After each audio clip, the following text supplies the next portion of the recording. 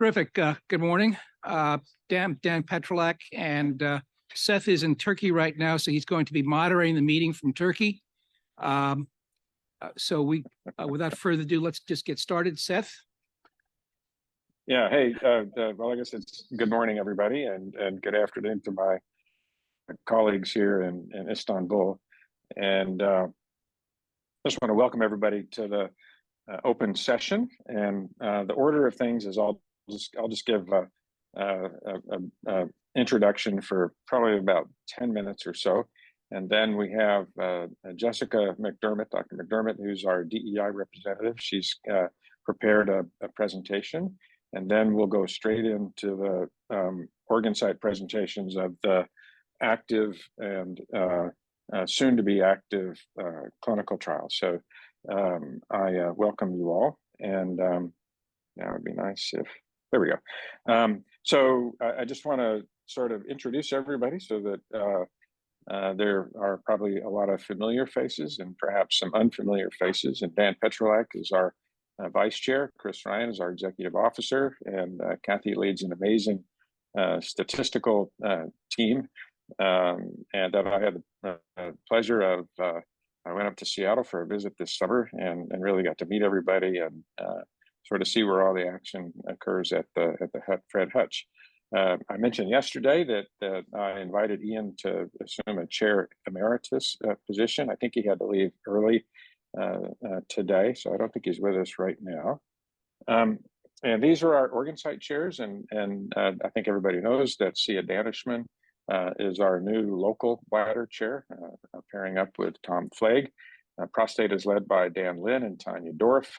Kidneys led by Brian Shook and Oka Vaishampayan. And as you just heard, for those of you that were in the closed session, we've got an amazing translational medicine team.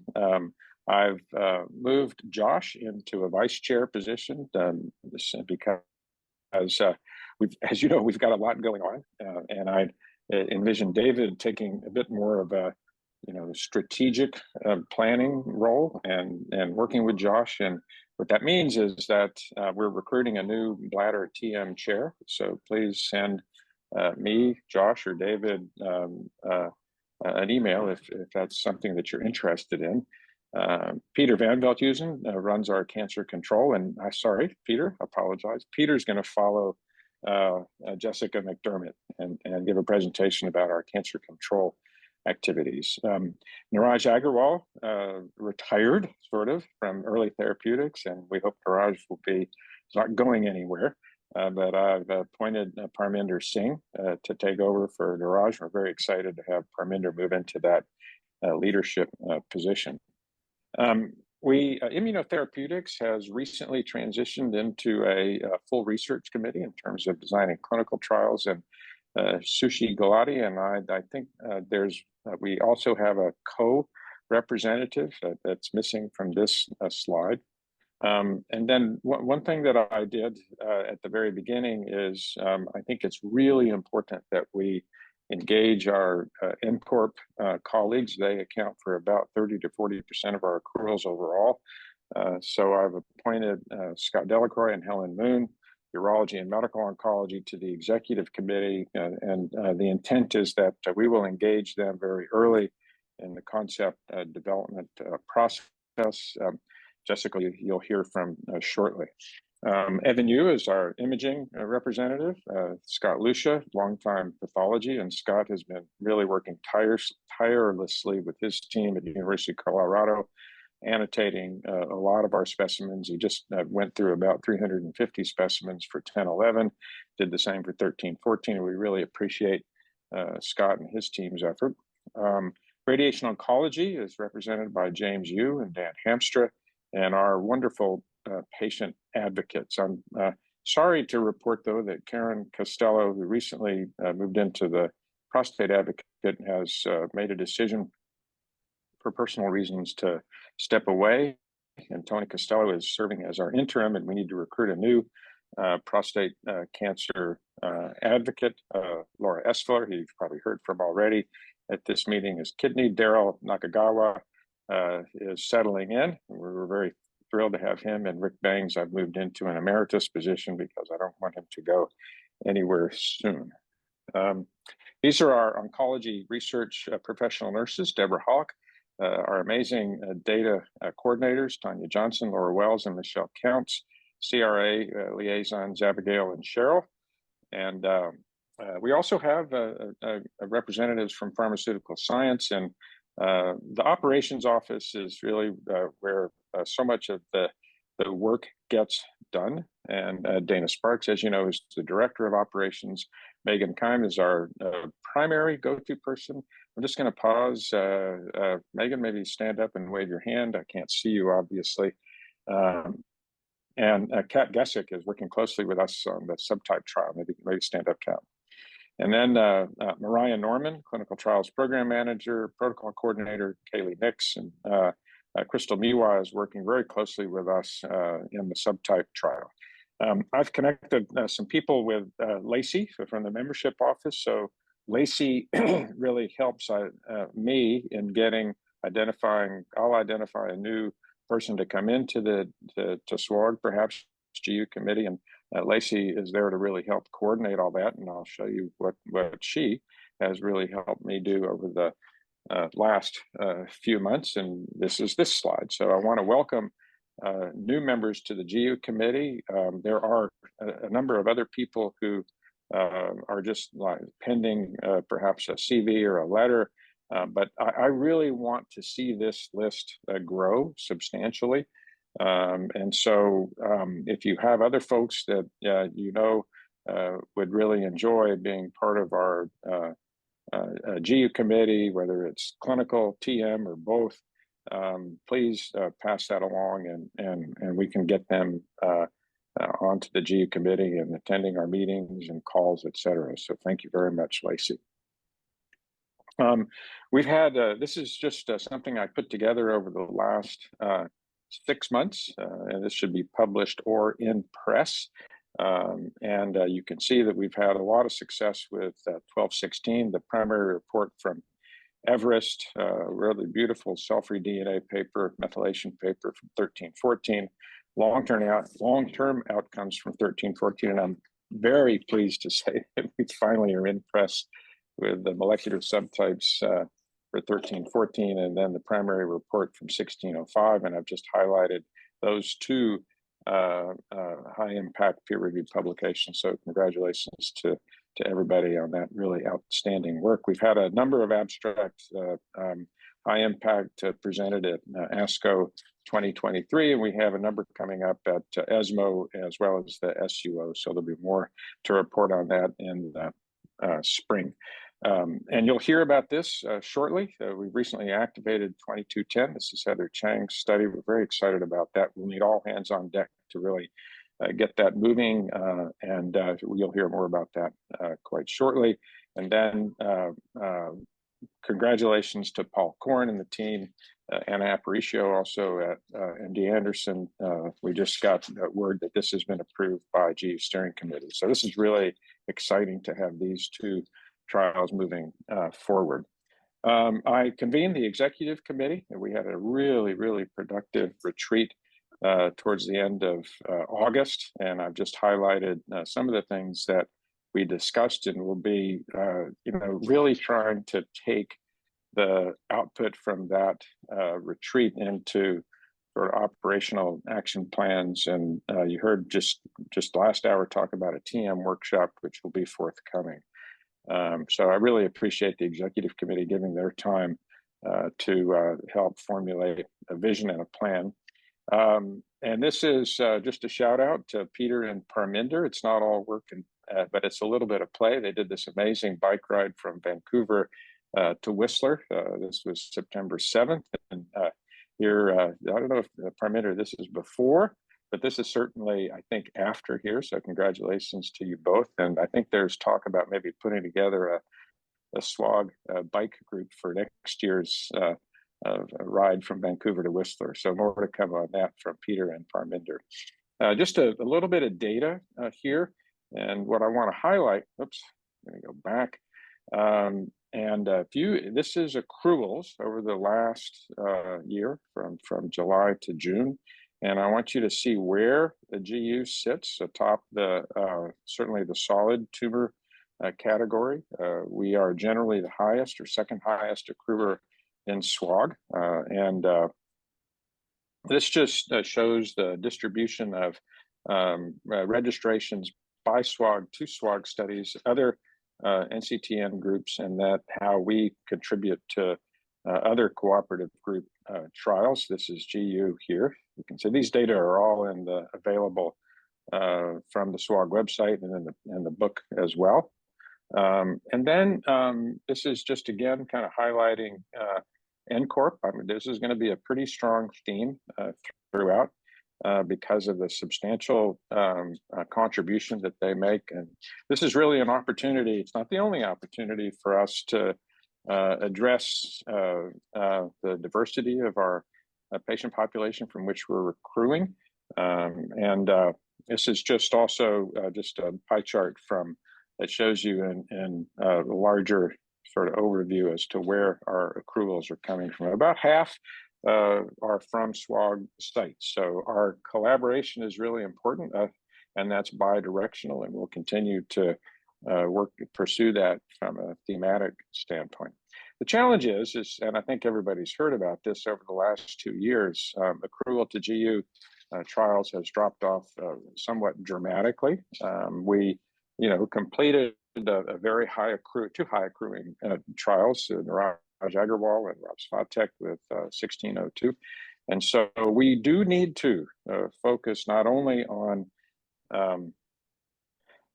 perhaps our more complex trials, Heather's would be an example, but we do need to have at least probably about a third of our portfolio strategically in simple, straightforward, high accruing trials to try to get back to where we had been in the previous years.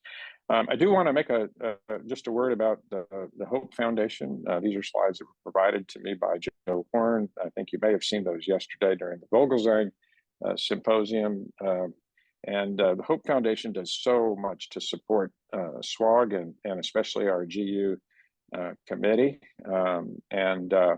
I also want to call everybody's attention to our Vogelzang scholars. I believe they're here in the audience, and this is their second meeting that they've attended. And Tom Flagg again has volunteered to lead the process, the review and selection process. We'll issue an RFA for new applications around the beginning of the year. So please be on the lookout for that and think about our young investigators that might be good candidates for this.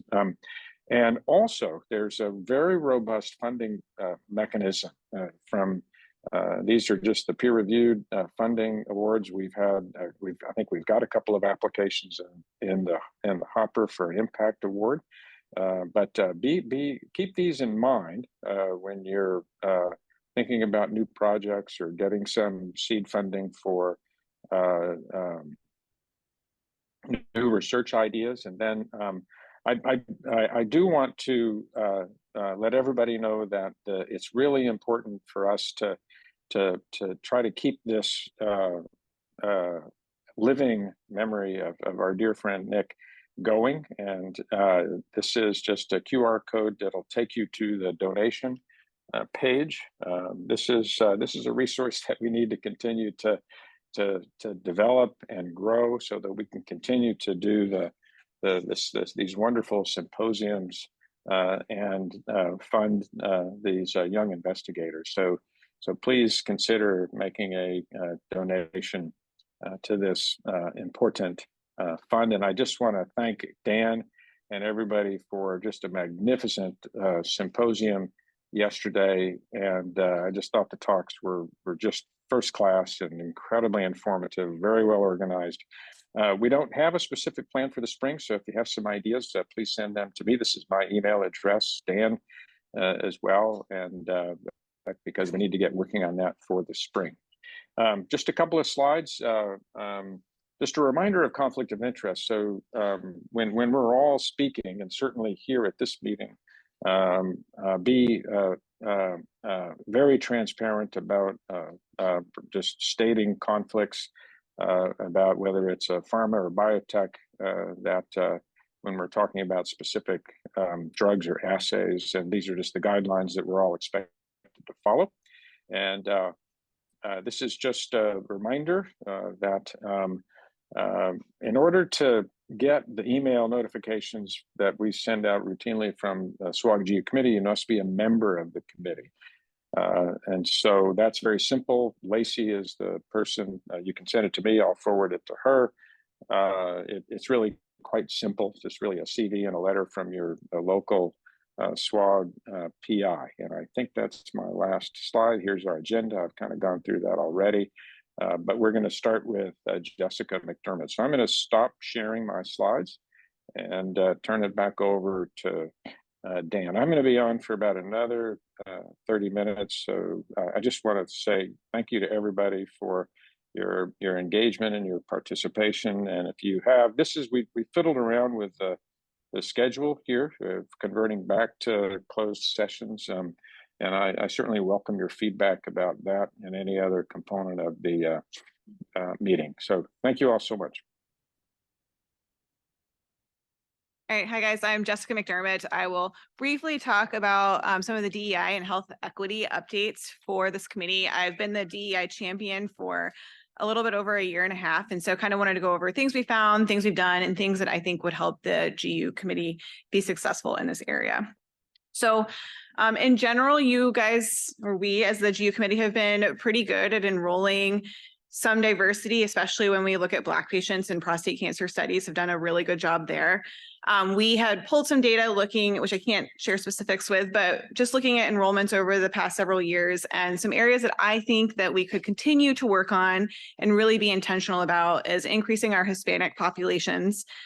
When you look at our metastatic versus non-metastatic studies, we don't do quite as well with our diversity enrollments, particularly if it includes surgeries. We tend to enroll a little bit less diversity. I know the different organ sites have, different levels of diversity just on presentation, but still we can do better in those sites.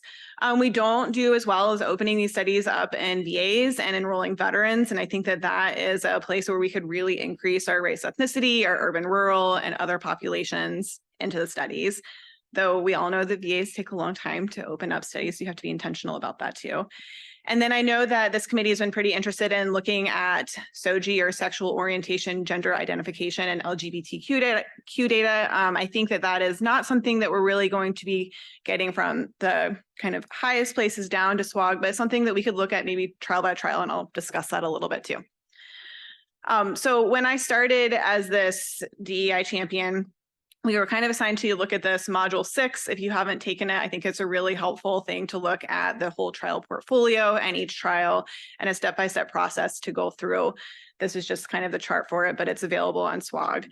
But what we were supposed to do is kind of look at what you guys had open, find a trial that had started enrolling, but still had a good ways to go, and analyze it, see how the enrollments were doing, see how people were being retained on study, and then look to see what we could fix it.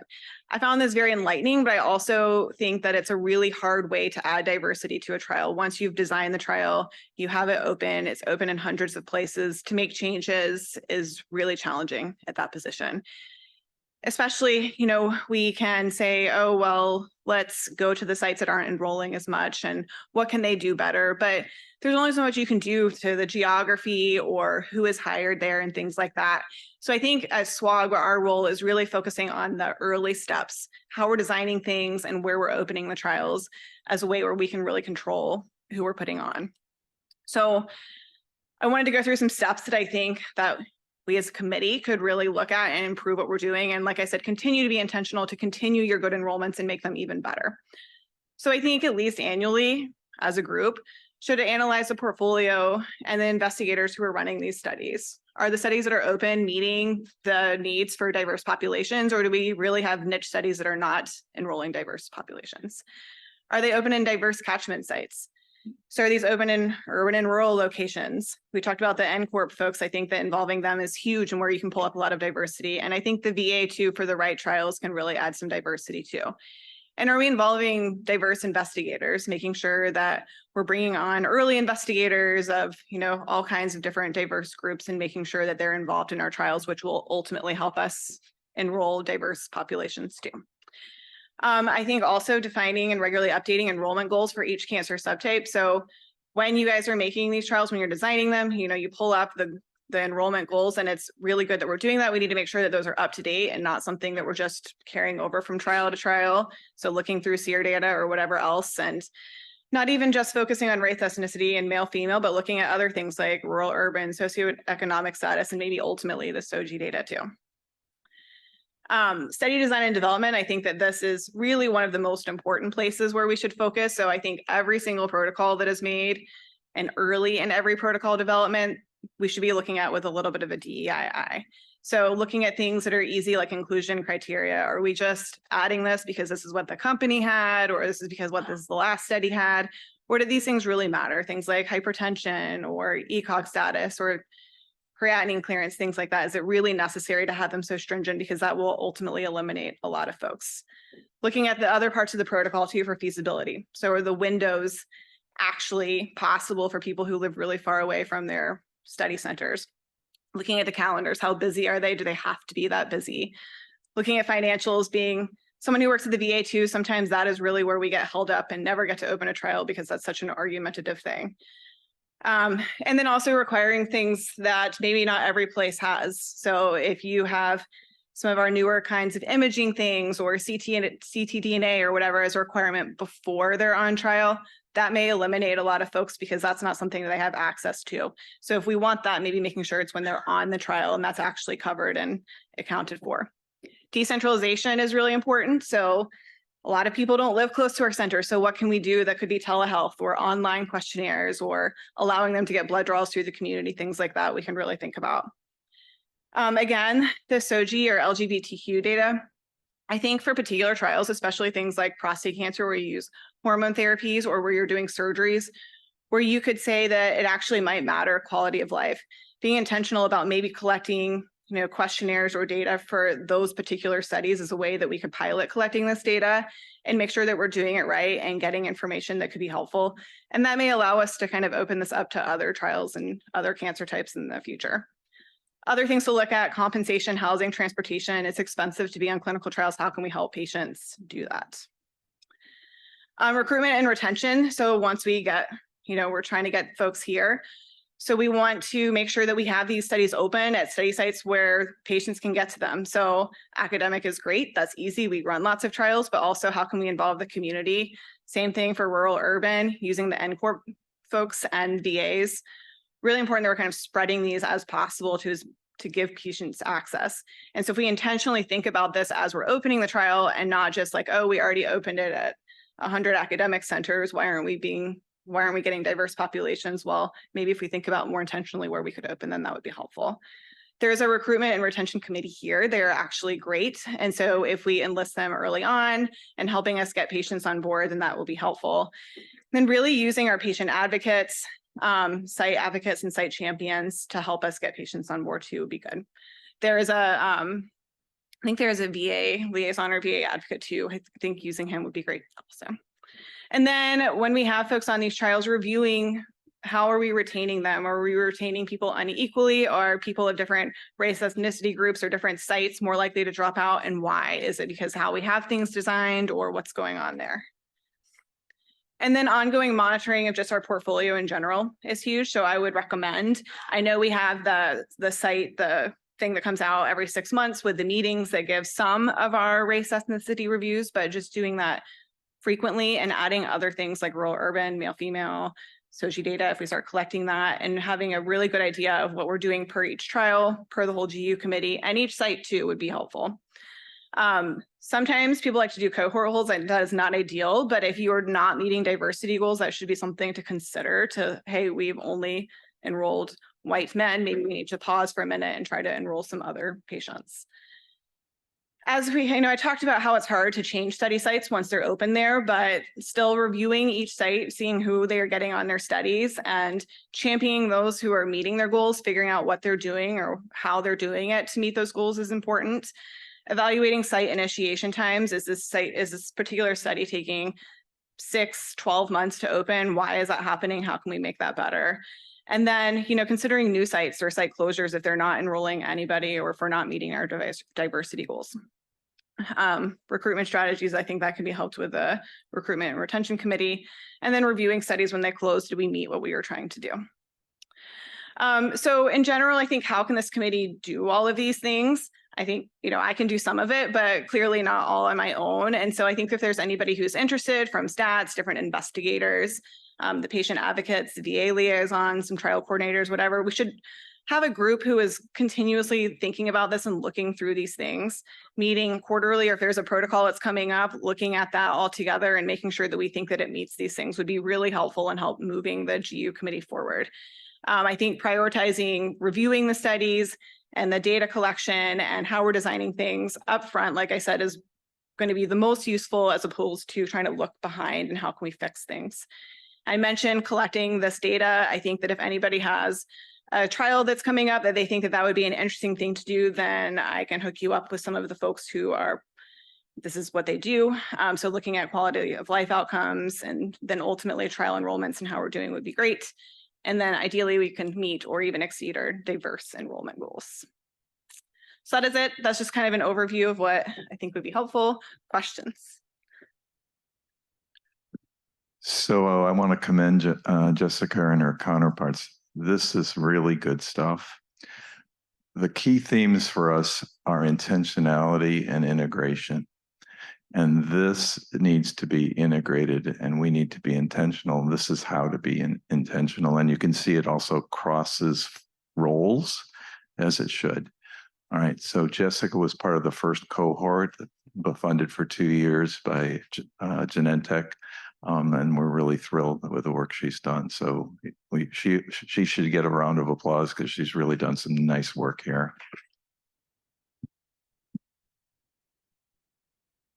Okay, so second, late breaking news that Jessica does not know. I have the okay to share the data with all the committees. So I will be working with Jessica and her counterparts. We will be figuring out the best way to share it with you. It will be stripped of any benchmarks. It's just by study in the GU. It's 10 years of data. Okay, you'll be able to see how GU is doing. You'll be able to see some of the deficits she's pointed out. All right, you will also raise some other questions. She's already pointed out we don't have virality. I don't have it. You'd have to do zip code analysis to get to that, right? All right, so there's some things that we could be doing, but Rick only has an Excel spreadsheet. He can only get so far. All right, so stay tuned. We'll work on that and get that to you shortly, and then hopefully it becomes embedded as part of the process. Thanks. Thanks, guys. Yep. Thank you. And Rick, thank you. Excited to get to see these data. So I think we've got Peter up next. Seth, we're going to change it to do kidney. We have Laura who's going to do a 2-minute. Okay. Hi. I'm Olka Vaishampai, and I'm going to be doing the kidney presentation for today's meeting. But before that, we have our patient advocate, Laura Esfeller, who's going to say a few words.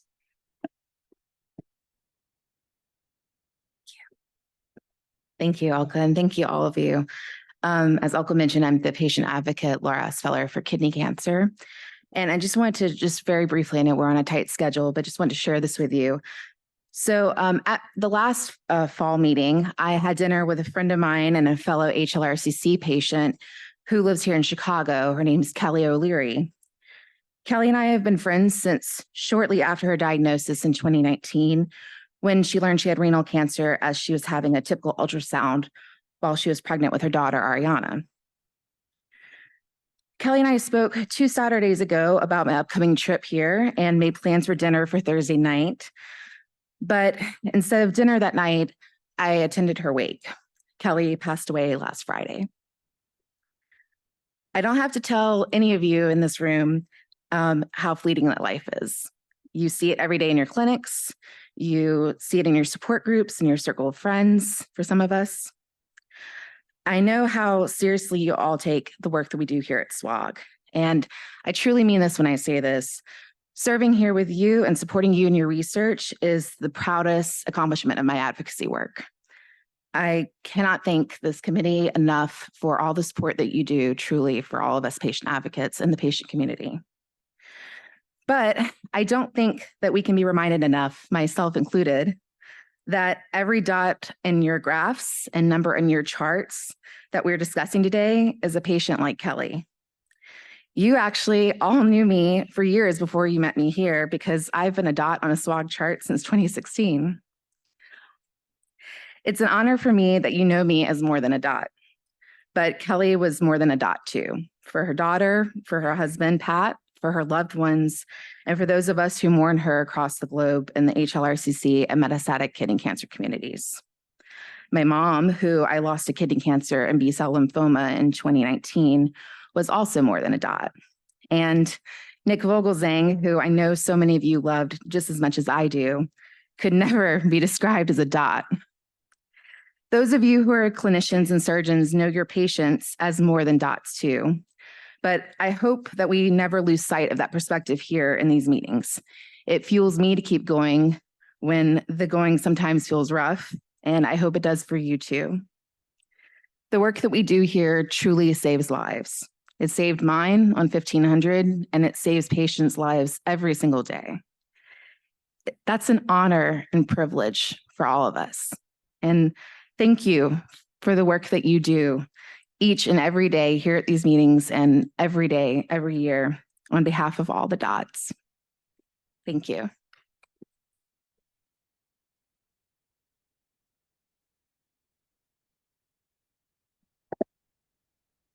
Laura, thank you so much for sharing that. Yeah. Sorry for your loss, obviously. Yeah, that was incredible, Laura. Thank you. Yeah. And Well. obviously it's definitely motivating that what we do here makes a difference and our patients are helping us and they are our partners every single day in everything we do. So we're going to start with the renal subcommittee report, and starting with the advanced one. PROBE is our currently open frontline trial, SWOG 1931. Here is the study team listed here. And Dr. Kim is not here today. So I'm just going to go ahead and talk about, this is the study design that we start everybody with immune-based combination therapy as is standard. Any of the 5 FDA approved regimens are okay. And then assuming the patient is benefiting, even, either CRP or stable disease, I guess, or, lack of progression. And if you feel like the patient is having pseudoprogression, please contact us because that is, we know, problem that comes up on and off. You're not sure if this is truly progression or not. If the patient is clinically doing well and the scans look like they're reasonable in terms of pseudoprogression, that you have the comfort level of continuing the same regimen, I think, for the most part, that will be okay to randomize the patient. But, feel free to contact me and ask about that if you have questions. So then the patient gets randomized to either nephrectomy or not. So cytoreductive nephrectomy potentially has a role still in the immune-based regimen setting. And that is our hypothesis when the standard arm is really just continuing with systemic therapy and not doing the cytoreductive nephrectomy, which is, something that does need to be impressed upon patients. Patients automatically go to nephrectomy being the standard, which is sort of flipped around in metastatic kidney cancer. So I just wanted you to know that. Number of sites are open. So we have sites that have shown enough interest to open it, and we are extremely thankful to that. So honestly, if each of these sites can go find us 2 patients, we'll be done. So, that is really my plea to all of you. Go back and look for 2 patients that you can accrue within the next 6 months to PROBE. And so our accrual target is 364, and these may be a little bit SWOG has 79, but these are 79 that are randomized. We have a total of 117 accrued, registered at least. So these are the numbers as of September 1st. And upcoming sites, Huntsman, City of Hope, and UCLA have just started consenting patients and just opened up in the last few months. So kudos to that. Please keep going, guys. And some of these are our star accruers. I've listed them there, and huge thanks to all of them. And hopefully they can be ambassadors for Probe to tell people how they're discussing this with patients, because we all understand it is a tough randomization. Doing surgery versus not is a very hard randomization than the typical drug A versus drug B that we are used to discussing with patients. So please help us. This is not a study that any pharma company will do. It is up to us. And SWOG has been the trendsetter for cytoreductive nephrectomy in the past. And we'd like to keep going in that, build on that history. So this is our monthly accrual. On and off, we get some blips, but, we've been at like 3 or 4 now. We did open right in the middle of COVID. We opened November 2020. So we sort of had some setbacks from that, of course. But hopefully now we can rally around this study and get things moving. So trend is sort of improving, but, I think I need to see it for a longer period of time. But like I said, please go back and look for these patients and give us even 1 or 2 patients by the next 6 months meeting. All FDA approved regimens, our efforts to get the word out. We have a CME accredited presentation. So if you're fellows, if you're staff, if you're research nurses, it's CME and CE accredited, thanks to the Hope Foundation for helping us build that. In addition, the Hope Foundation has also helped us build a patient video or a video for the staff, even if they get questions from patients about how to discuss this therapy and the randomization. So please support this, discuss with patients that no nephrectomy is the current standard per Carmina and per the ASCO guidelines as of now for metastatic kidney cancer. And like I said, we're happy to send you the video link, CME presentation if you want it, if you don't have it, whatever. And feel free to email Dr. Kim or me about any questions you may have. Okay, PAPMED 2, Ben, maybe you can stand there and say a few words, because we have about 20 minutes total is what I'm told per organ group. So yes, absolutely. I can be fast. So I guess we really don't need to talk about any of these slides for the most part, but just as a review, the big sort of push that we've been doing over the last few months has been to try and dramatically increase the number of sites that are open. We're starting to see some significant progress in this. There's a lot of NCORE sites that are open. We're starting to see more academic sites opening. For instance, Suzanne Cole, who's always a huge proponent of SWOG and just a great collaborator. She's championing and opening it at UT Southwestern. Helen Moon, also a great participant and collaborator with SWOG, is opening it at Kaiser South. So we're starting to get more traction there with places, but we definitely need more. As I keep saying this, but remember that in SWOG 1500, most sites enrolled 1 or 2 patients, which means we need a lot of sites open. So we're grateful for any places that want to participate.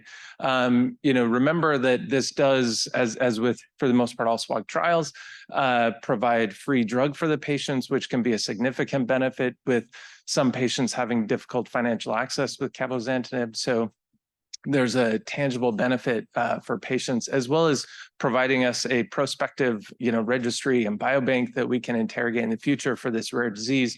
So it's going to be a great resource for us going forward. So thank you all for that. And again, I want to thank our great patient advocate community. They've just been fantastic in working with and designing and developing this trial and continuing to help us educate the patients about. So thank you. Yeah. So I think here it's very relevant to what Laura said. Go ahead. Yeah, and sorry, one other thing. We are looking for other novel ways to try and expand site opportunities. So I've started the process of opening it at the VA centers. That's going to take a little bit of time because I don't know how to do that. So I'm step by step going through that process.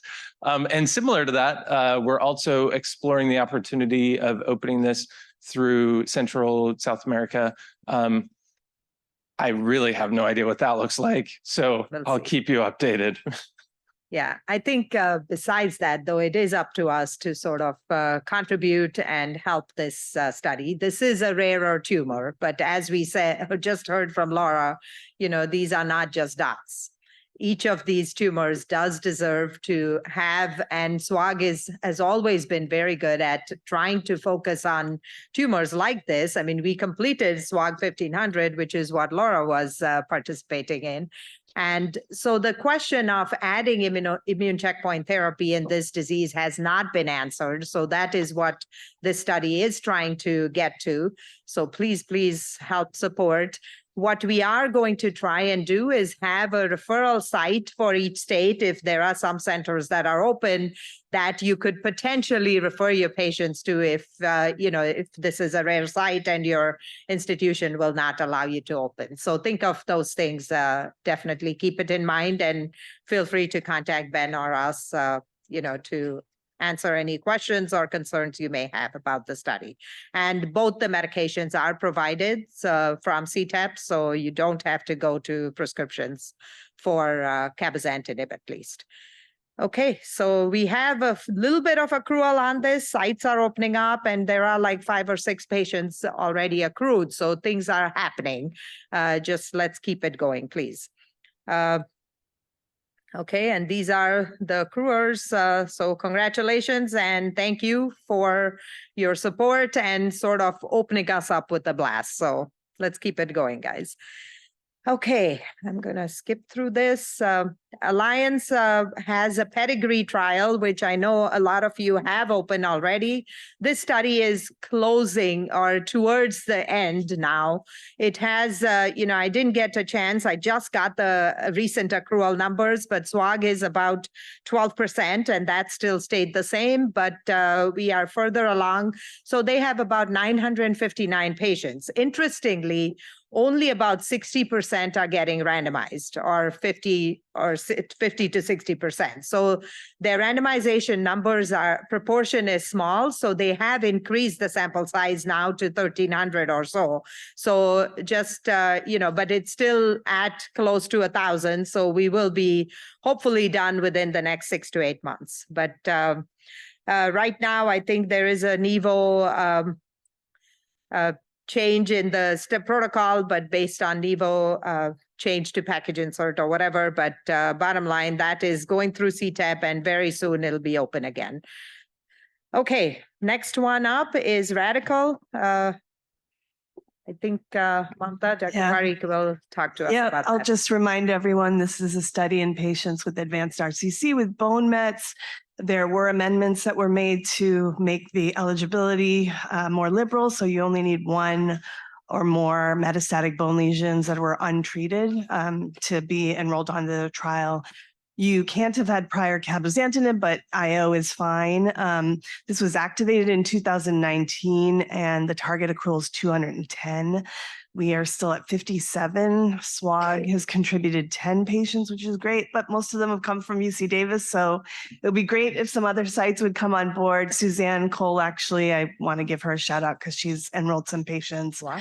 But please consider opening this study. I know a lot of people use Cabo Frontline, but we have been able to enroll patients. There are other frontline treatments that we can use. So please consider. Thank you. Yeah, or just refer to Mamta if you have a patient who can get radium and cabozantinib combination. So please think about this. This is an alliance trial that is in the second line setting. And right now, SWOG doesn't have anything in the second line setting. So definitely you can consider this. Okay, SOAR is a new study that ECOG has opened up.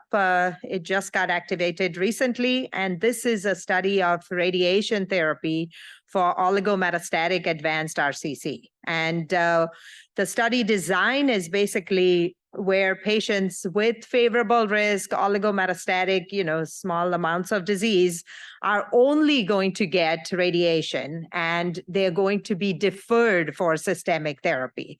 So that is the versus as compared to the standard where you would give standard of care systemic therapy. So it's again a big randomization, but this is something that just got activated through ECOG-ACRIN and is something to consider for that early stage or early metastatic minimal disease patient.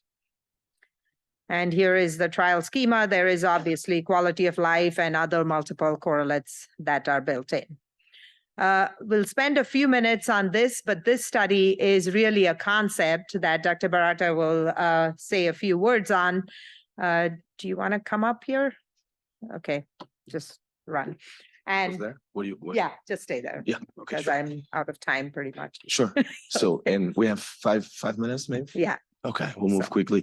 So this is a concept that I think a lot of us have seen in the recent past. So, the landscape change with IO-based combos.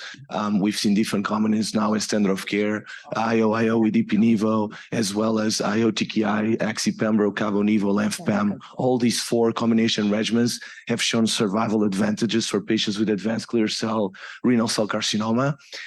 With that in mind, we also know that microbiome is a topic of interest, has been emerging as a topic of interest. And there's actually data showing that a CBM-588, which is basically Clostridium butyricum, is a live product, is shown in 2 different trials in kidney cancer to improve outcomes of patients treated with Ipi-Nivo in one trial and Cabo-Nivo in another trial. So we took that as preliminary evidence of efficacy of optimizing the outcomes of patients treated with these regimens in frontline and try to kind of design a larger study to confirm those findings. So here's the design or the updated version of the design. So we would consider patients with advanced RCC with a clear cell component who are previously untreated to then be randomized to the standard of care IO-based approach on one of those 4 combination regimens that I mentioned, with or without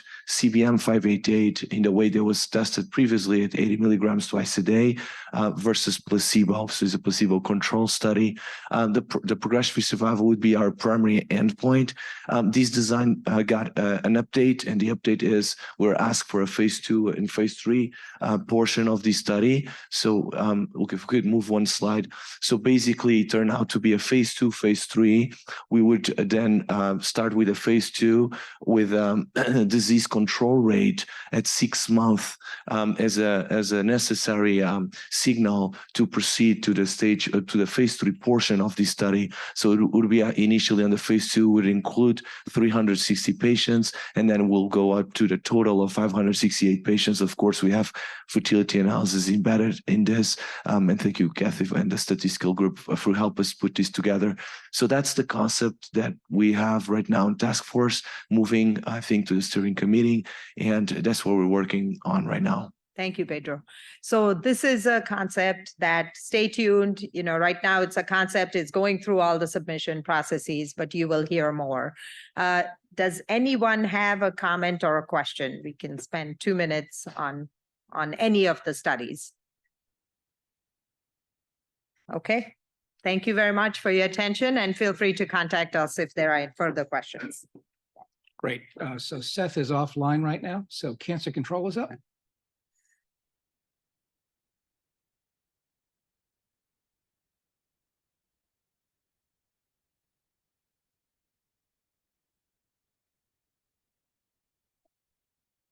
Great. And get back. Just go slide. There you go. There we go. So we're just going to go a bit through each of the cancer control committees. And first up, as far as the symptom and quality of life, X1600 has completed accrual. A long haul for that study. If you recall, it's the perioperative immune nutrition study, but has completed. I think the notice for completion is coming out soon. And so thanks everyone for accruing to that study. I think see a kind of outdid everyone else, and then University of Kansas.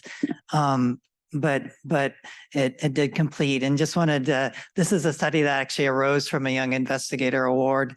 And so there's opportunities to get your studies through. But any questions on that study? I think Dr. Hamilton Reeves couldn't join today, but I think it's a relatively short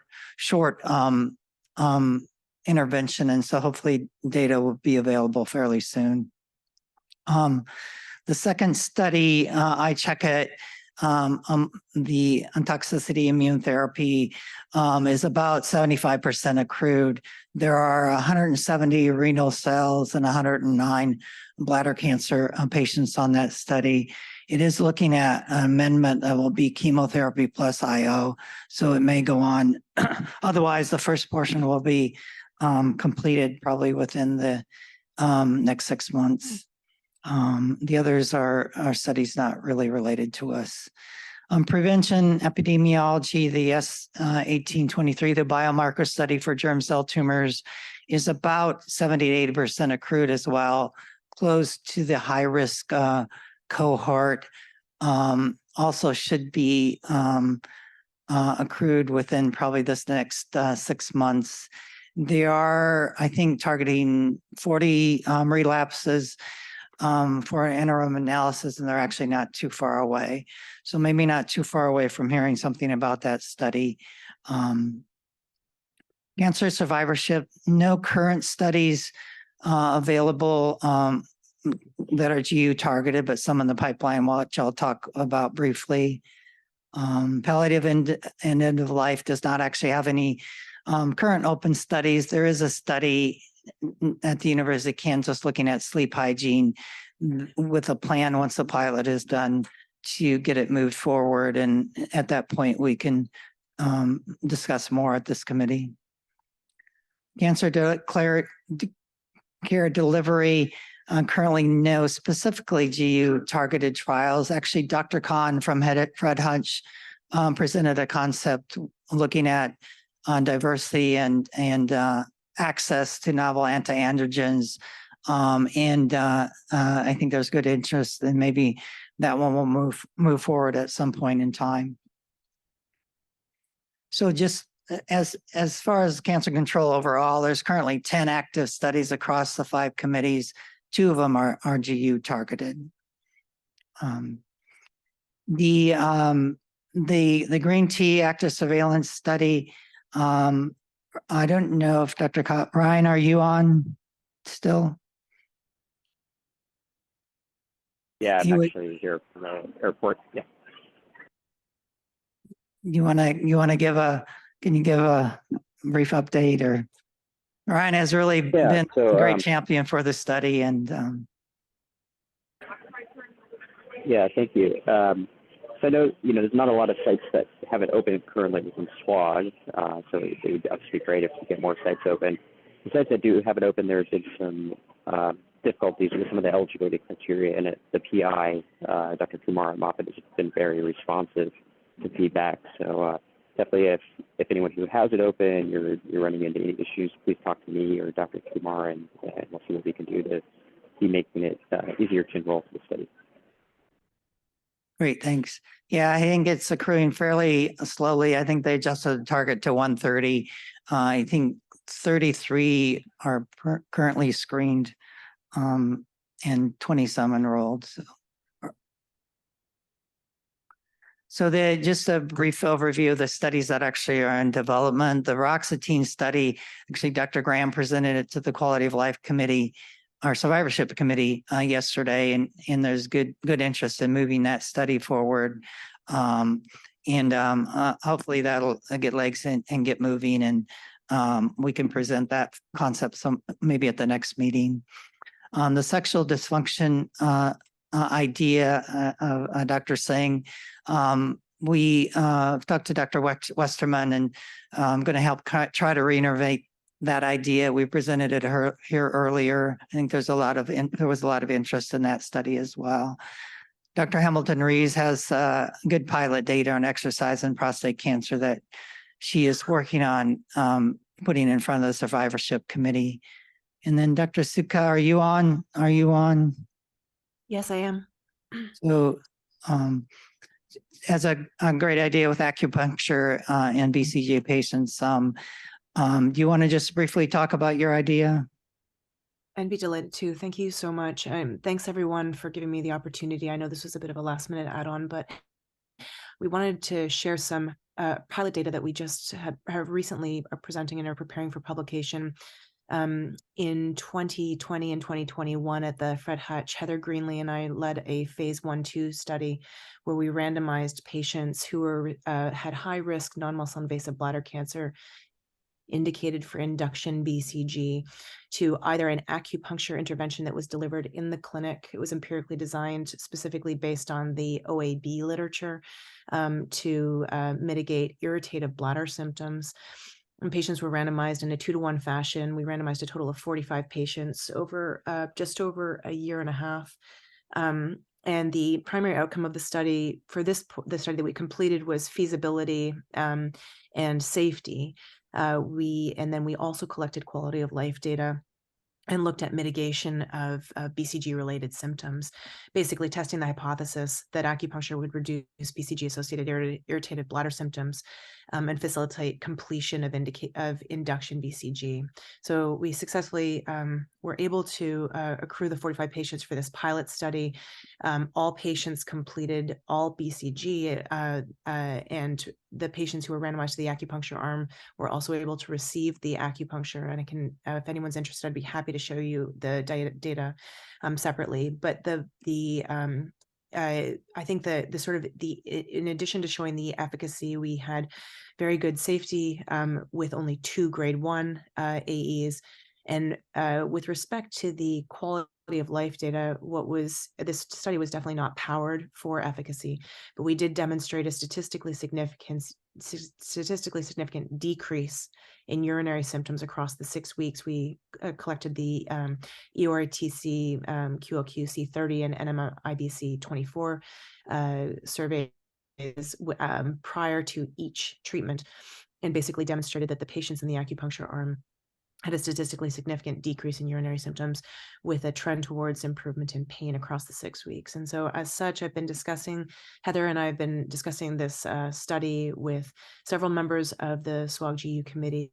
We would like to consider moving forward with this as a phase 3 concept and would very much appreciate your guidance and thoughts and critical feedback. As I mentioned, be happy to share the data. And we hope to have a concept prepared for submission for the spring meeting. Hey, thanks. Any thoughts? I think we'll the next step will getting the concept to the quality of life committee and try to get it moving forward. Dr. Wang has a study on cognition in ADT that were presented previously, really somewhat complementary to the paroxetine study. It's just a question of whether we can do 2 studies, and still debating whether we could move that one forward.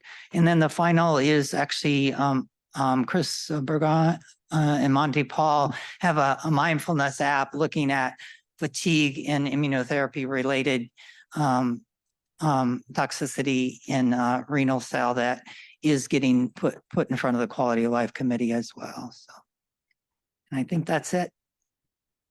Anything else? So, thank you. Great. Thank you. Okay, bladder's up.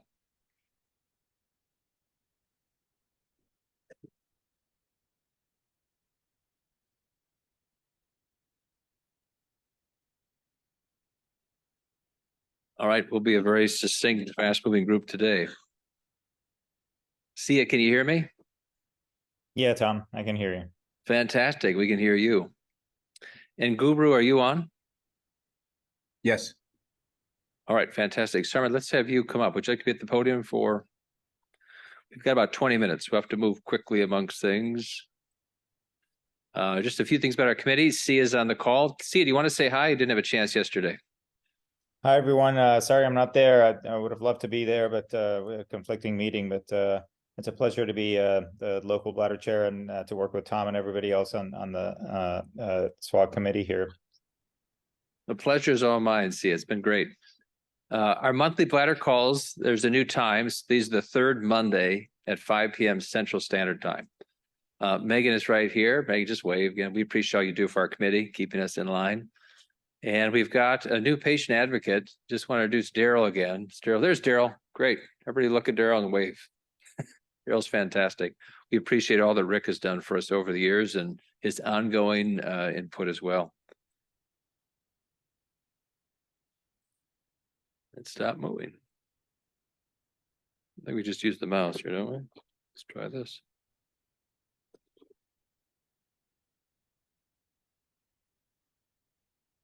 Well, let's see here. Okay, I would just use this button here. All right, I'll let you take over just for the green button. Thank you, Tom. In the interest of time, I'll be very, very quick with these. So this is an update on SWOG 1937. This is a bladder study with a Eribulin 3-arm study. These are the current FDA approvals. I'm sure everybody is aware of them. And we recently had EV plus Pembro for cis-ineligible patients, and I think soon we'll have it for everybody based on the press release that we had for EV 302.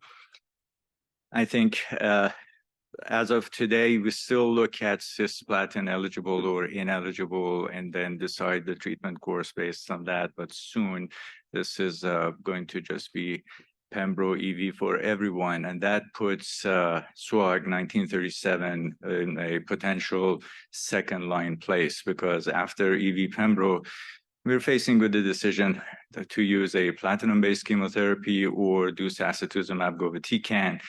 And if we go down that route, then we have 1937 after that. So sacituzumab, the current approval is accelerated 27% response rate in a 113 patient study. So the question that we have to answer is that, is Eribulin still relevant in this setting? And I would argue that the study team would argue that it is, and that's why we want to keep this trial open and active. So Eribulin, single agent, 34% response rate in previously treated patients based on a 150 patient trial. And we, of course, did gemcitabine Eribulin combination with higher response rate, smaller trial. Both are NCI studies. So I have these a couple of slides to show more details about those studies, but I would just skip them. One point I want to make is that this Eribulin, this agent is active for patients with liver metastases with a 24% response rate with single agent in liver metastases. So this is the old design. Based on the changes in landscape, we are modifying this. There's an amendment pending with CTEP. This is going to turn into a 2-arm study instead of 3-arm.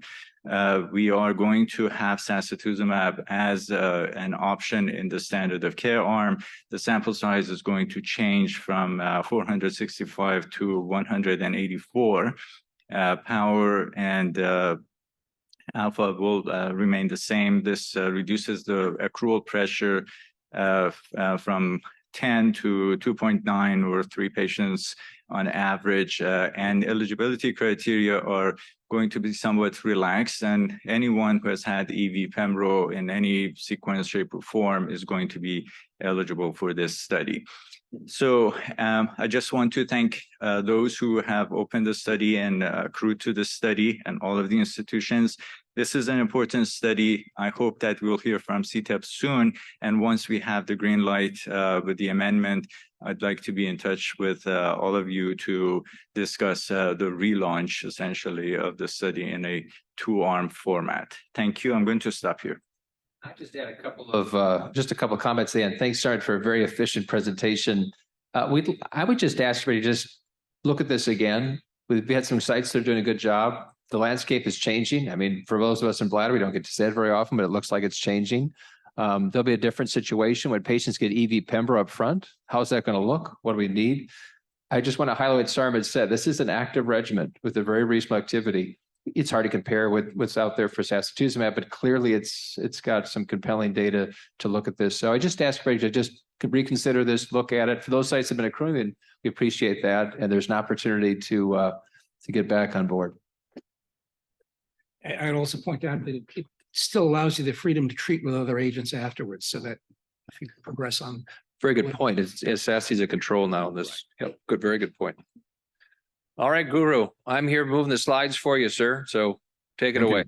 Thank you, Tom. So sorry I cannot be there. I thought I'd very tight to make up. So the SWOG 2011 randomized phase 2 trial of neoadjuvant gem carbo avelumab versus no neoadjuvant therapy preceding surgery for cisplatin ineligible muscle invasive urothelial carcinoma. Next slide. And as you know, this study was funded by EMD Serono. So I just want to recap the design real quick before I get into the issues with this trial.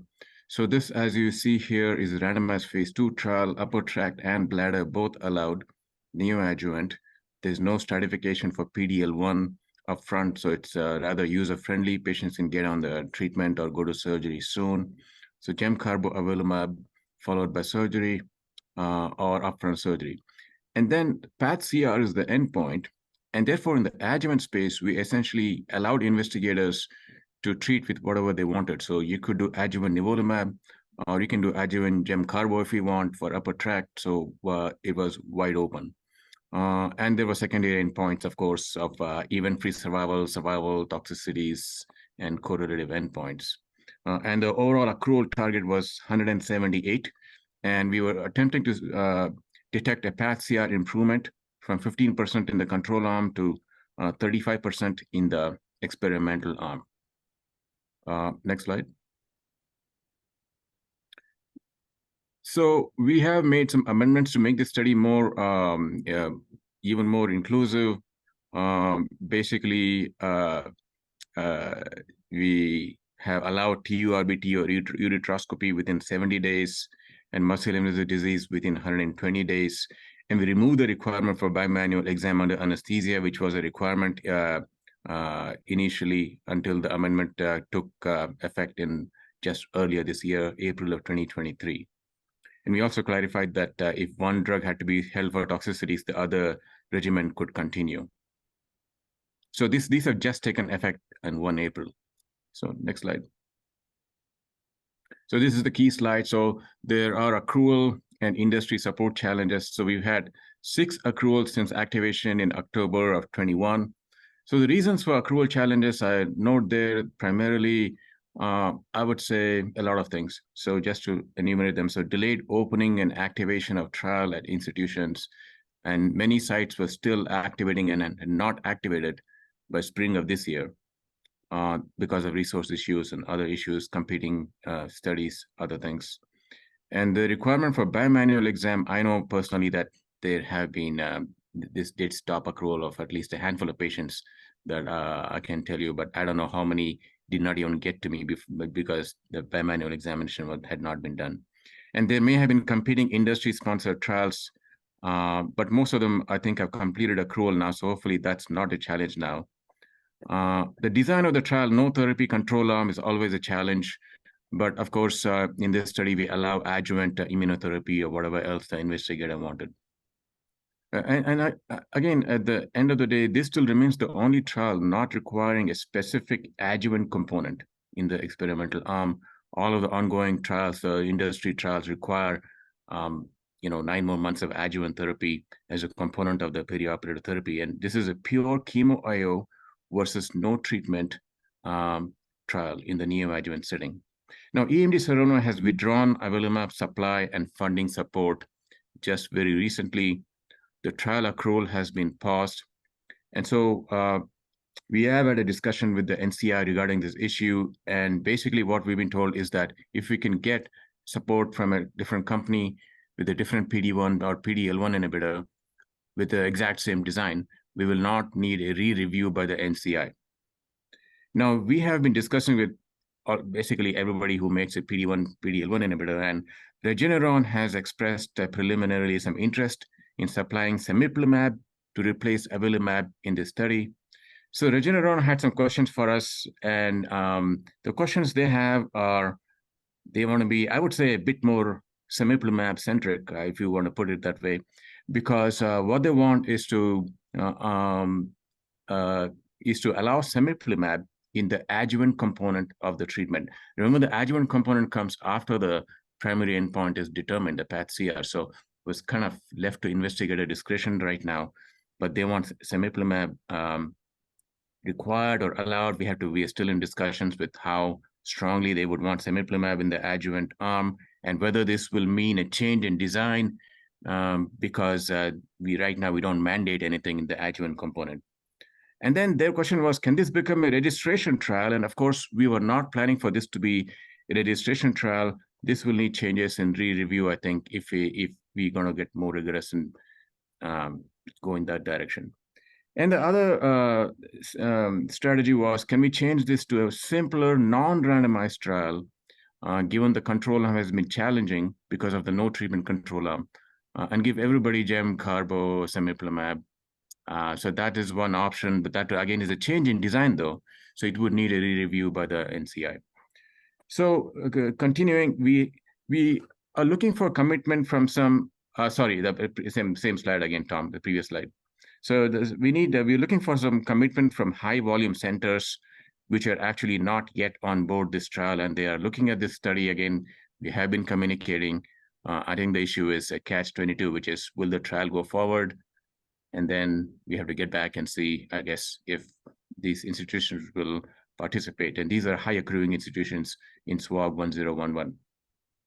So I still, at the end of the day, believe the trial answers an important question. Is a chemo IO versus no therapy comparison? Is a pure comparison in the neoadjuvant setting, both upper and bladder and cisplatin ineligible. And it's a very inclusive trial. Actually, it's very easy to do, in my opinion. And despite the all these dramatic changes in other phase 3 trials ongoing, I don't believe those regimens will make it in the neoadjuvant space for the next couple of years, in my opinion, because I think the FDA will only approve those regimens if disease-free survival is met, not just with PAT-CR. And even PAT-CR is not read out. So this is the contact information. So maybe we'll get some feedback from all of you offline or online regarding this, and regarding whether we really want to continue this trial. Will other high accruing institutions get on board and entertain these changes here or not? Thank you, Guru, very much. Sarma's got a question. Again, we'll keep your question answers. Actually, it's just a quick comment. Since Guru still had USC there as sites pending commitment, we have it at SIV. We put a pause on it just because the study is on pause. As soon as we get the thumbs up, we'll just proceed. That's great to hear. Great. Thank you so much. Another important point I just want to point out is that even if you have competing bladder studies, this includes upper tract. And so, you could have it open for the upper tract portion or vice versa. So just keep that in mind as you're considering this trial. So we should probably take this offline and discuss these many, many issues that are endangering the study. And I'm saying that because we want to support the studies we've activated, but if it distracts us from the next study that's in the pipeline that could be a higher accruer and wouldn't take up as much resources, we need to take this into context of that. So we probably should take it offline because there were many issues on that one slide that we all have to digest, especially a change in the drug. That's like you're writing a new study. Thanks for those comments. Parminder, do you want to speak to your study? Yeah, let's just go to the accrual slide. I think it's the third slide. Yeah, again, Lucky, one thing I'll point out is NCI told us that if we just replace the drug and make no other changes, it would not require a re-review, just to clarify. Yeah, we would. Yeah, so I think that's a good point. I think there'd be some rebuilding at the stats center, and we should discuss this in more detail our next bladder call. Appreciate the feedback and the comments. Yeah, Josh mentioned that the upper tract disease is included, and I believe the VOLGA trial, which is probably the only competing trial out there, does not include upper tract disease. So both can be up the same situation. But I've noticed the same problem too in trying to consent patients, that they don't want to be randomized to the non-treatment arm, and so that's an issue. Right, Parminder? Yes, thank you everyone for their support for S1806. We are accruing very well, averaging close to 8 patients a month, with Scott Delacroix leading the charge here with over 65 patients.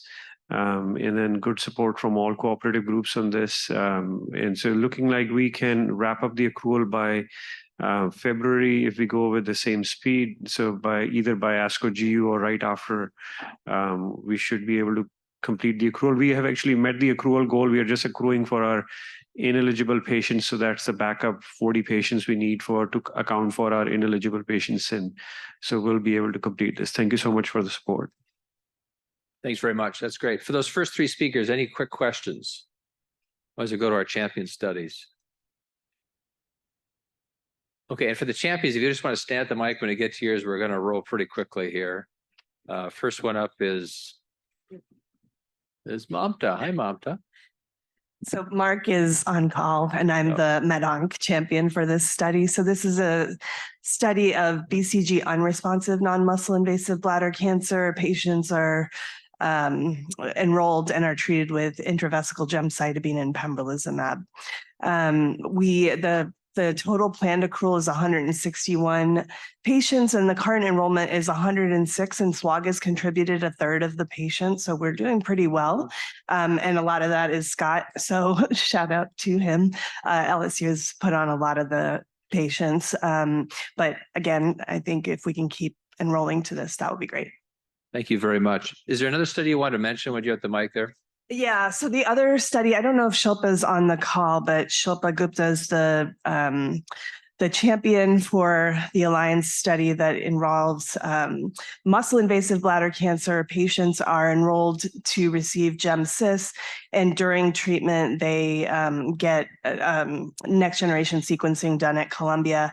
If they have DDR alterations and a clean cystoscopy at the end of neoadjuvant chemotherapy, they are offered bladder sparing. This is Gopa Iyer's trial.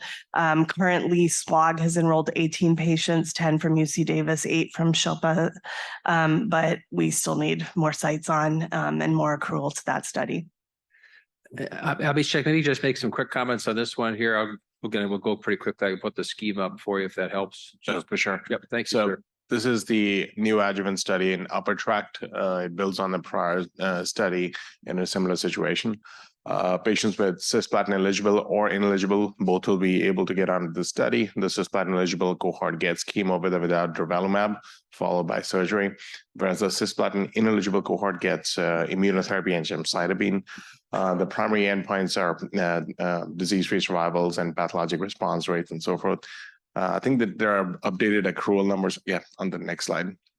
So there are more slides opening up. So 131 in April to 148. So we have a few more sites, and we have more patients accrued since the spring, as well as at this point, 23 patients enrolled.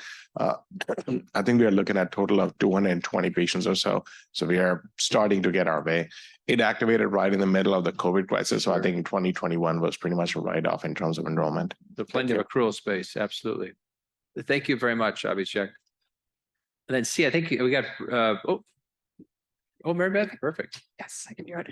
All right, this is the BRIDGE trial, which is frontline for high-risk non-muscle invasive bladder cancer comparing BCG and Gemdosi. You can see the schema here. This has been open since February. I think the accrual is going well. About 160 patients or so accrued out of 870. It's an easy study to do and encourage everybody to open it at your site if it's not already open. It's a good way to get the SWOG numbers up. And a good opportunity, I think, for SWOG to start thinking about the next studies in this space, what's going to follow. LSU's at the top of that list, Mary Beth. I think this one is accruing pretty well. Yep. So there's, I just wanted to mention this provision for authorship, depending on the number of patients that are put on. I think that'll include anyone from SWOG. So very easy to do, especially sites that have BCG shortage. We should be opening soon. Yeah, it's very similar to the 1602 study, which obviously SWOG put huge numbers on. So. Thanks very much. And see, I've got the authorship opportunity slide up here, Mary Beth. Perfect. Yeah, that's great. You can see it there. All right. So main Kavi. All right, this is the main CAV trial. So this is the an alliance-led phase 3 trial looking at maintenance velimab plus or minus cabozantinib for metastatic bladder cancer patients or locally advanced bladder cancer patients been treated with the first-line platinum-based chemotherapy. So with the initial plan of primary endpoint of survival, the total accrual was supposed to be 654. Next slide. And overall, the accrual has been kind of going up. Last fall, I think we were in at about 4 or so. Spring, we were about in the 20s, and now we're at 48. And props to Parminder. I think SWOG has enrolled about 12. 7 of those are from his site. Main updates here are that there's an amendment underway to lower the N on this trial, decreasing it from 600 something to 216. I believe that's still in process, and also that the study is now open in Canada. Nicely done. Thank you very much. This might be a repeat. That's a repeat. I'm going backwards. All right, Guru, I've got the ambassador slides up here. Maybe just make a comment in general about the study. We'll just succinctly. Yeah, quick comment is that this is the adjuvant pembrolizumab study, phase 3, high-risk muscle-invasive urothelial carcinoma, which, as you know, next slide, completed. Next slide, we have lots of correlative endpoints. Next slide. So basically, the study closed after adjuvant nivolumab was approved, but fortunately was recently reported to be positive. So it met a co-primary endpoint, and therefore is very fortunate that despite the slightly early stopping of the trial, that the study actually met the endpoint. So we look forward to seeing the data. I think this has been submitted to the GU ASCO as a late breaking, so we need to wait for the data. Yeah, great summary, great to see those results. Yep, and it looks like SWOG had almost 100 patients enrolled in that trial, so nice all around. Yes, and in fact, I enrolled almost 20 patients at Dana-Farber, which counted towards Alliance, not SWOG, because Dana-Farber is an Alliance institution, unfortunately. It's maybe our last slide for bladder. Abhishek, just want to say a word about moderate as well.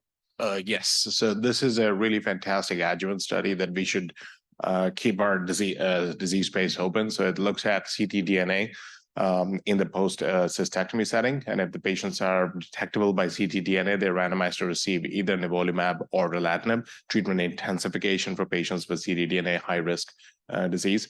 For patients who have undetectable ctDNA, it randomizes between just surveillance versus nivolumab, again, therapy de-escalation. So it's a really pragmatic, easy to accrue design, and I'm hoping that more of the SWOG sites will keep the space open and help accrue. Thank you. Great, that's the end of bladder. The prostate slides might be first. Prostate, I believe, is next. Let's see.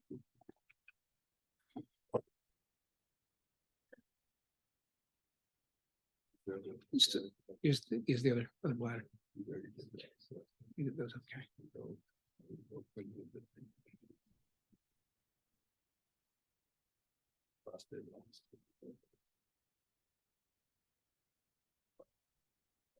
Okay. Set.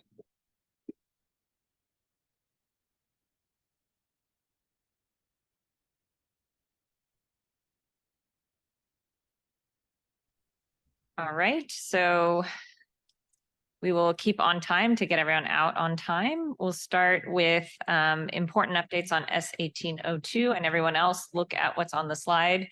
Other than the triple switch, we won't be discussing that today, but just kind of be ready. So Scott. 30 seconds of your time. SWOG 1802, everyone knows about it, should know about it. Phase 3 trial, standard systemic therapy versus standard systemic therapy with definitive treatment of the local tumor. Some ongoing changes that will be in effect, hopefully in the next 2 to 3 months, are we will be removing the radiation cap from the trial. So encourage all sites to continue to enroll all patients on this. We have reached out to NRG, and we're hoping to see some NRG support, especially for the high volume de novo metastatic patients and those that are doing surgery. Hope to continue everyone putting surgical patients as well on this. That's it.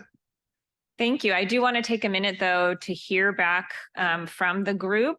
Anyone have any particular concerns? We heard yesterday that we could do better by making a window around some of the visits. So they don't have to come in separately for the loop run and the study visit. But those kinds of simple things, if those are barriers to accrual, we want to hear about them. We want to make the protocol more accessible and easier. Yeah, and we solved that one site offline at the end of the meeting. So that problem was solved. Perfect. But anything else like that? I mean, these are little things, but we don't want them to hold up the trial. There is a video online that's very helpful. You can access it on YouTube, talk about ways to talk to patients about the fact that prostatectomy is not standard of care, so that we don't do it outside of the trial, and some other sort of useful comments. So feel free to access that as a resource. And we will be starting, this is Dan Lynn, we will be starting to have some calls coming out to sites, but really appreciate the accrual slide that showed all the great people that are still putting people on, and we really appreciate it. So keep it up. The correlative science from this trial is going to be really, really a valuable resource. And so we want to have all hands on deck to get this accruing and completed. So here's about the video. And you can always reach out to Brian Chapin or Dan or myself. All right, next is very exciting, the recently activated study of Heather Cheng, S22. Yeah, and I would just echo, I've actually sent a lot of my patients the 1802 YouTube video, or this on the SWOG site. It's very, very helpful. So I'm really happy to announce that S2210 is activated. It activated in August 14th. Montana Cancer Consortium was the first site to open. It is an NCORE site. And I think a lot of us, and hopefully more in the audience and SWOG, will be activating or consider activating the study. So really quickly, I think we've talked about this a lot over the years, and it's benefited greatly from input from all of you, as well as importantly, the patient advocates. I think the design has improved through the various iterations, but patients with localized high-risk prostate cancer have a 50% chance of disease progression after prostatectomy. We know that localized high risk is now clinical indication for offering germline genetic testing. And I was really happy yesterday to hear more and more that the urology colleagues in the in SWOG and in the greater community are doing more germline genetic testing. And I think that's really going to be key. We really need multidisciplinary partnership to make this successful, particularly in the urology space. And so I'm really happy to talk with others. I know Dr. Westerman and Dr. Delacroix, and I think Dr. Lerner said that they're doing a lot of germline testing themselves at the front lines. So that's going to be really key.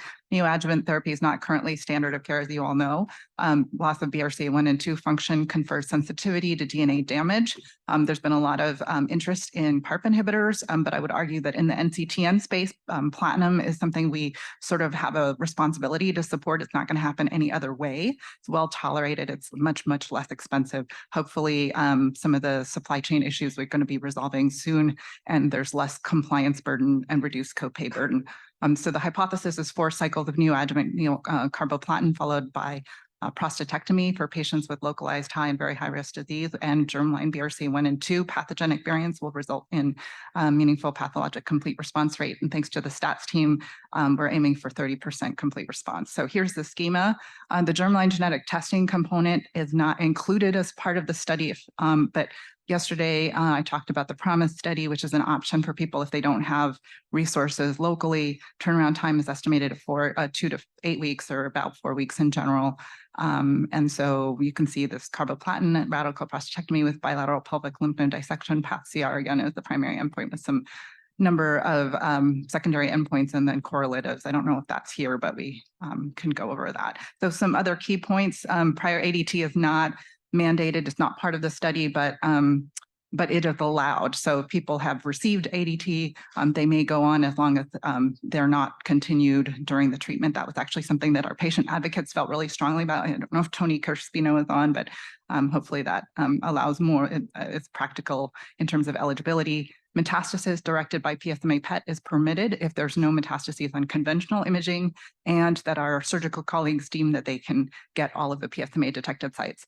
And then local lab reports are sufficient for eligibility. And so prior knowledge of a mutation, like a BRCA1/2, prior to their diagnosis is allowed and encouraged. And we will be reaching out to FORCE once we have more sites activated. And so I actually I think that's going to be one avenue by which we can find these patients in addition to the urology clinics. So I think one of the things that'll be really important for this study in particular is thinking about genetic testing workflow. And so I'm really happy to talk to folks about ways in which we can partner with your genetics colleagues in the urology community or in our multidisciplinary clinics, which is what we're doing at the Fred Hutchinson University of Washington to try to find patients. Maybe I'll stop there and see if there's questions, but thank you so much. And please think about opening the study or at least sending, referring patients to one of the key, sites that are open. This is Sheila Teshwani, medical oncologist from Henry Ford. This study is very good, so I support it, but we are dependent on the urologist in our system, and there's no urologist from Henry Ford here.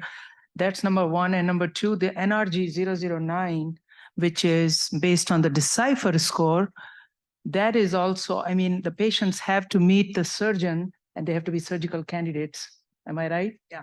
Okay, so those are our dilemmas, but we will propose this study to be supported. Yeah, thank you so much. I do think it really is going to be critical to have urology kind of partners on this. So really, to our urology champions, let us know how we can help you. But I think you raise a good point that, on NRG 009, you can kind of start the hormone therapy, then you send off the Decipher, which is about a 4-week turnaround time. And then you assign them into the intensification or de-intensification randomization. And this is a study that SWOG is supporting. We're championing. So that's for patients who want radiation, but for patients who want surgery. And this is really limited to BRCA mutation. So it's a small subset compared to NRG 009.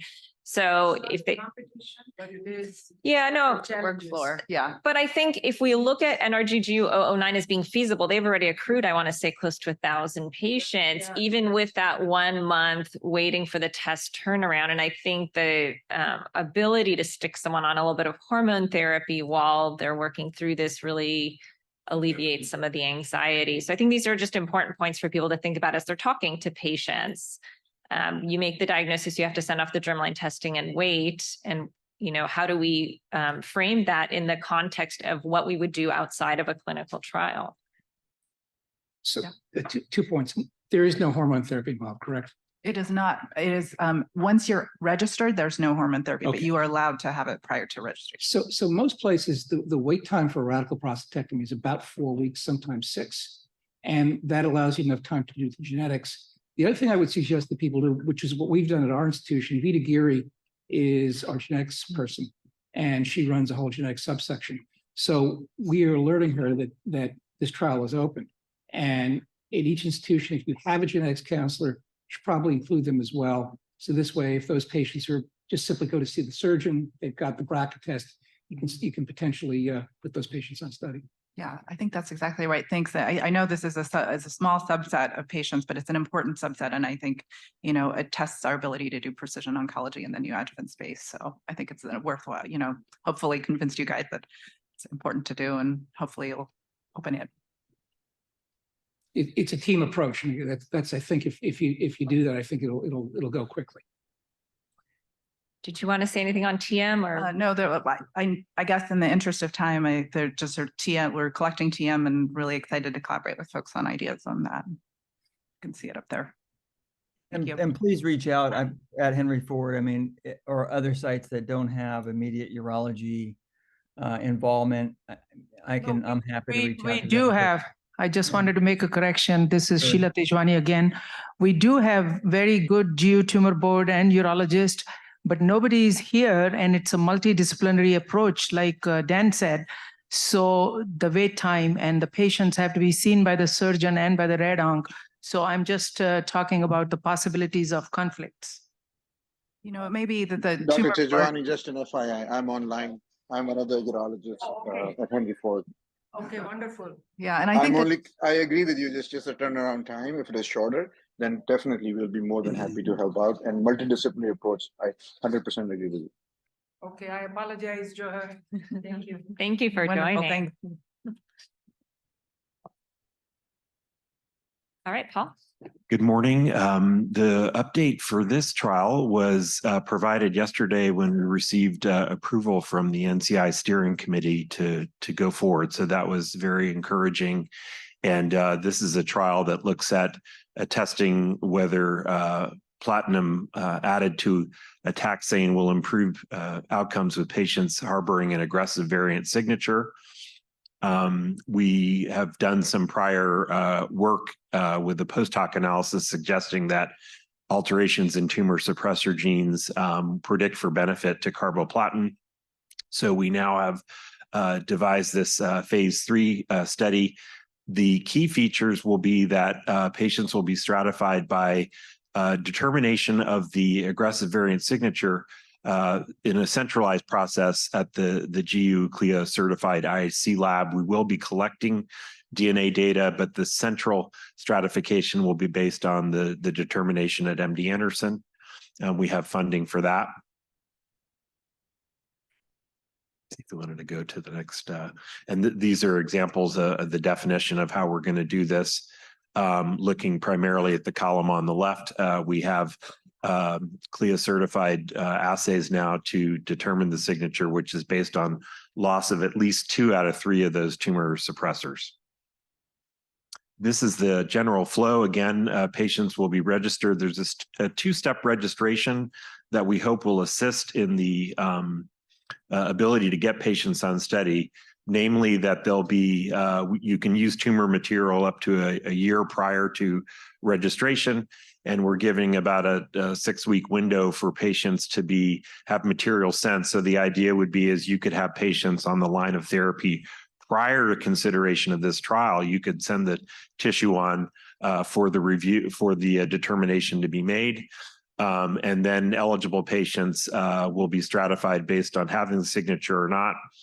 This is an example of what we think the split will be based on our extensive experience at MD Anderson. About 70% will not have the signature, 30% will, and we'll be looking at RPFS. This is the sample size, about 450 patients, and the hazard ratios are shown there, and we were able to get funding for the marker determination, which was a real plus.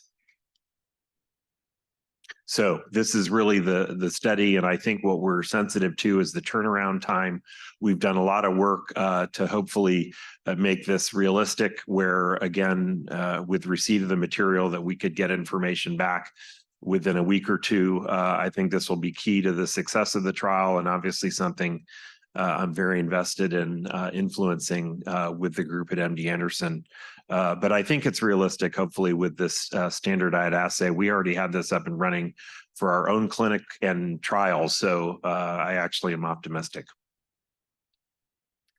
And that's it. All right. So this is a big trial. We're all using cabazitaxel. Any patient we're thinking about for cabazitaxel can be screened for this trial, where they'll either get that or cabazi-carbo. So, and there's, is there funding for the carboplatin? Not as of yet. We might look into that, but so we didn't mention that, but obviously for Heather's study, the carboplatin is paid for by the trial. Yeah. For this study, I'm able to get carboplatin standard of care. Yeah, we have too, but yeah, that's a good point. At the worst, I've had patients pay $250 out of pocket. So that's been the That's worst right. I've That's had right. to do It's it. It's fortunately. very, very cheap. Yeah. The question I have, since this is a second-line trial, basically they've had to have docetaxel, correct? That's correct. Right. So can you consent the patient while they're on docetaxel? This way, there's no, how should I say, there's no delay in them getting on treatment. Yeah, I don't see a challenge with that, with the way that we hope to set this up. Because if you have the genetics done and they're all ready to go, That's then, right. Then you could really move the accrual along Expedite it. nicely. Yeah, I think that's a great idea. So, I'll be kicking off. Hopefully that would be wonderful. We'll do our best. Yeah, so we'll be writing the protocol, so we welcome any feedback. We'll try to route it to key stakeholders. So if you have a particular interest or something to say on this, please reach out. But this could be a big accruing study for us. Could get those GU accrual numbers going back up. Great. Thanks for everybody's support. Thank you. Yeah, congratulations. It's really exciting. We got the news real time. Paul has really worked tirelessly on that integral biomarker. It's a challenge, but that's, what we should be doing is these more personalized studies. So it's very, very exciting. So we're going to skip over this and go to champion studies. Yeah, just real quick, this is ECOG 8191 Indicate. So this is a clinical trial that looks at patients who have had prior radical prostatectomy and have biochemical recurrence and are looking at salvage radiation to the prostate bed. And it's asking two questions. Does systemic treatment intensification with adding apalutamide add benefit? And also, does metastasis-directed therapy by next-generation PET imaging direction, does that add benefit as well? And so you can see that's why there's a couple randomizations there. And of course, you can pick the PET scan, although most of us are picking PSMA PET. 268 sites are approved, 178 patients enrolled. And as you can see, only 22 from SWOG, but I want to bring up this point that was brought up earlier, is you can designate where your accruals go. So even though we do SWOG at our center and we also do ECOG Akron trials, I talked to the manager for our NCTN portfolio and said, please designate these for SWOG. So even if you're an Alliance site, you can designate your accruals to SWOG. You just have to talk to the people that administrative folks that run this. So that may help our accrual some, and there may actually be more accruals there for SWOG than we realize. Next slide, please. So this is just some real quick eligibility updates. I think the important ones is you can get your PET beforehand within 16 weeks. There's no special PET scanner qualifications. There is some confusion about the need for PSA recurrence. As long as your PSA starts to come up within the first year, once they hit 0.2, you're eligible. If it doesn't start to come up at all, if it's 0.04 or something, that counts as coming up, then you can use 0.2. If it doesn't come up at all within the first year, then 0.5 is the designation. The other key thing is that you don't have to have baseline standard conventional imaging unless you have PET positivity. If you have PET positivity, then you have to have conventional imaging just to confirm that that's not obviously present. If it's equivocal or negative on conventional imaging, the patient's still eligible. However, if it's just so obvious, then the patient's no longer eligible. So that's it. Thanks. Thank you, Evan. And I think it's worth spending a little time on that and this one because they're a little bit similar, but they're different. And so do we have Emily Weg online? Hi, yeah. Can you hear me? I'm on the line. Yes, we can hear you. Okay, great. Hi, good morning. It's Emily Weg. I'm a georadiation oncologist at the University of Washington. So yeah, I wanted to share a little bit about NRG GU011 or NRG Promethean, and also share some important eligibility updates, and then talk about how to think through accruing patients to this one, and also the Indicate study that Evan just presented. So this study is a phase 2 double-blinded placebo-controlled trial for patients with oligorecurrent prostate cancer. And the randomization is to metastasis-directed SBRT with or without 6 months of relugolix. So anybody who had upfront definitive intent prostatectomy or radiation and then has rising PSA and then gets a PSMA PET scan that shows 1 to 5 metastases is eligible. And then again, the randomization is SBRT to all sites of PSMA avid disease with either relugolix for 6 months or a placebo. There have been 129 sites that have registered. The study opened in December of 2021, and only 27 patients of the targeted 260 patients have been enrolled. So struggling a little bit with enrollment, but importantly, hot off the press, there's some eligibility updates on the next slide that I wanted to share. And the first one, which I think was one of the major inhibitors to enrollment, was that we removed the requirement for a negative bone scan and CT scan before the PET scan. So I think this aligns a little bit more with how we practice in the real world. The other thing is that for patients who had upfront radiation, they no longer have to meet Phoenix criteria. The new PSA recurrence criteria for patients who had upfront radiation is just to have a PSA greater than 0.2 with at least 2 rises from nadir. And then we also extended the window of eligibility from 120 to 180 days. So we really think that these updates are going to help with accrual. And then the other thing, I think, is some confusion between how to enroll to both this study, NRG, and the ECOG-ACRIN 8191 or the INDICATE study. So this is a really helpful decision tree that hopefully will support enrollment to both studies. And so it helps break down how to think about enrolling patients with biochemically recurrent disease to either study. So anybody who had upfront radiation, that's an easy one. Those patients are only eligible for the NRG study. And anybody who had a prostatectomy, the only overlap is for patients whose PET scans shows no local recurrence and 1 to 5 metastases. So that is the overlapping cohort. And then for those patients who think about patient and physician opinion about ADT, if the thought is more toward intensifying treatment, you would think about enrolling on INDICATE. And if it's more in line with minimizing ADT, minimizing those symptoms, then you can think more in line with the NRG study. But I think there's certainly room to support both of these studies, even within a single institution. So I'm really hoping over the next couple months we see more enrollment into NRG, and happy to speak more with anybody offline. Thank you. Does anyone have questions or comments about these 2 studies in the recurrent space?